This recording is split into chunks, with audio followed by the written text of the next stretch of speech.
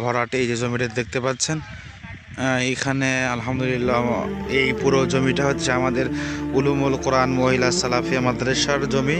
এখানে 26% জমি আছে এবং পরবর্তীতে ওই পাশেও আমাদের জমি আছে আলহামদুলিল্লাহ।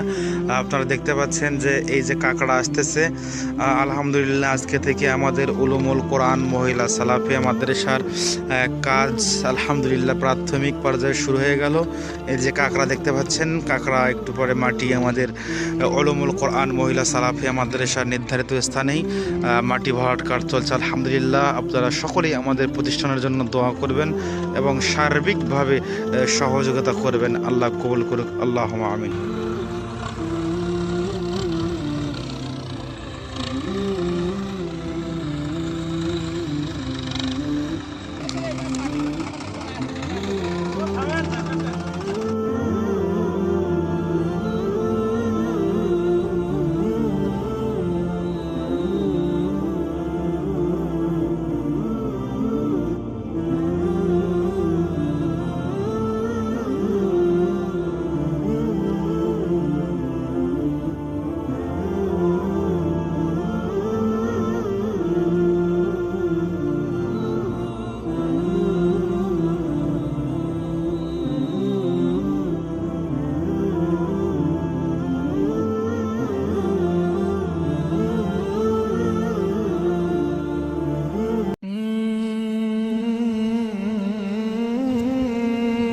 দেখতে পাচ্ছেন এটা আমাদের উলুমুল কোরআন মহিলা সালাফিয়া মাদ্রাসার জমি আলহামদুলিল্লাহ। পাশে আমাদের নিজস্ব আমার পিতার আমার আব্বার জমি। আমরা ভবিষ্যতে ইনশাল্লাহ আরও এখানে একটা উন্নত মানের মার্কাজ করতে চাই। এজন্য আপনারা সকলেই আল্লাহ সুবহানাহু ওয়া তাআলার কাছে দোয়া করবেন এবং সার্বিকভাবে আমাদেরকে যাবতীয় পরামর্শ এবং আর্থিকভাবে আমাদেরকে সহযোগিতা করার জন্য আপনাদের প্রতি আমাদের বিশেষ অনুরোধ রইল। যে যা পারেন আমাদেরকে সহযোগিতা করবেন, কারণ এগুলো দিনই কাজ, কখনো একার পক্ষে সম্ভব হয় না। 10-এর পক্ষে আল্লাহ সুবহানাহু ওয়া তাআলা যাদেরকে কবুল করবেন তাদেরই অর্থ এখানে আসবে ইনশাল্লাহ। তা আমি আপনাদের প্রতি উদাত্ত আহ্বান করব, আপনারা সকলেই আমাদের এই উলুমুল কোরআন মহিলা সালাফিয়া গাইবান্ধা জেলার সাগড়া থানা প্রথম শহরের ইউনিয়নে এই প্রথম একটা বিশাল মার্কাজ হতে যাচ্ছে। আপনারা সকলেই আমাদের প্রতিষ্ঠানের জন্য দোয়া করবেন। আপনাদের প্রতি উদাত্ত আহ্বান রইল।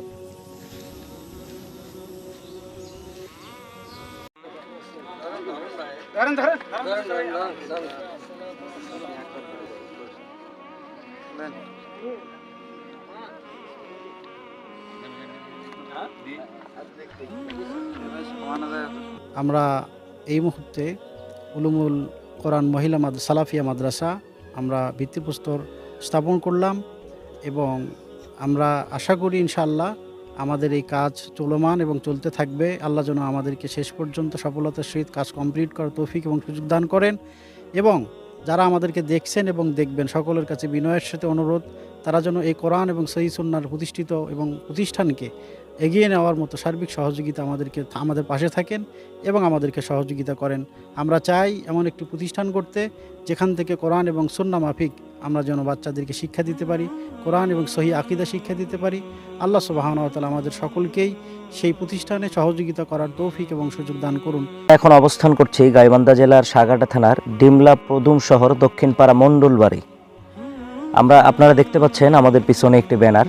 আমার বন্ধুবর ছোট ভাই রেজন বিন আলতাফ তার নিজস্ব জায়গায় অর্থ প্রতিষ্ঠান একটি মহিলা সালাফিয়া মাদ্রাসার করার লক্ষ্যে সে স্বল্প কিছু কাজ শুরু করেছিল, যেটা আমরা ভিডিওতে দেখতে পাচ্ছি।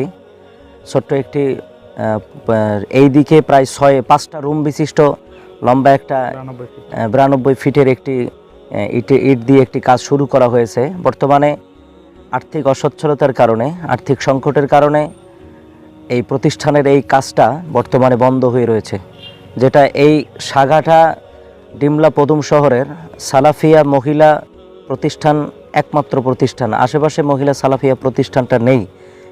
এই জন্যই মহিলাদেরকে, ছোট্ট ছোট্ট শিশুদেরকে আকীদা মানহাজ শিক্ষা দেওয়ার উদ্দেশ্যে, দিন শিক্ষা দেওয়ার উদ্দেশ্যে এই প্রতিষ্ঠানের গড়ানোর লক্ষ্য এবং উদ্দেশ্য একটাই। সেজন্য রহমতুল্লাহ আলহামদুলিল্লাহ ওয়াহাদা ওয়াসসালাতু ওয়াসসালামু আলা মান লা নাবিয়্যা বা'দ আম্মা বা'দ। আলহামদুলিল্লাহ, আপনারা দেখতে পাচ্ছেন গাইবান্ধা জেলা ডিমলা প্রথম শহর দক্ষিণপাড়া ইউনিয়নে উলুমুল কোরআন মহিলা সালাফিয়া মাদ্রাসার কার্যক্রম আলহামদুলিল্লাহ ইতিপূর্বে আপনারা অনেক ভিডিওতে দেখেছেন। আমাদের বর্তমান আপডেট দেখতে পাচ্ছেন আলহামদুলিল্লাহ। উলুমুল কোরআন মহিলা সালাফিয়া মাদ্রাসা। তো এখানে আনন্দের বিষয় যে এই প্রতিষ্ঠানটি যে পরিচালনা করছে রিজওয়ান বিল আলতাফ, যে আলহামদুলিল্লাহ আমার ছাত্র। সে প্রবাসে সম্মানিত ভাই ও বোনেরা যারা যেখান থেকে দেখছেন, আলহামদুলিল্লাহ আমরা যেই প্রতিষ্ঠানটির সামনে দাঁড়িয়ে আছি, প্রতিষ্ঠানটি গাইবান্ধা জেলার সাগাটা উপজেলার ডিমলা পদম শহর এলাকায় অবস্থিত।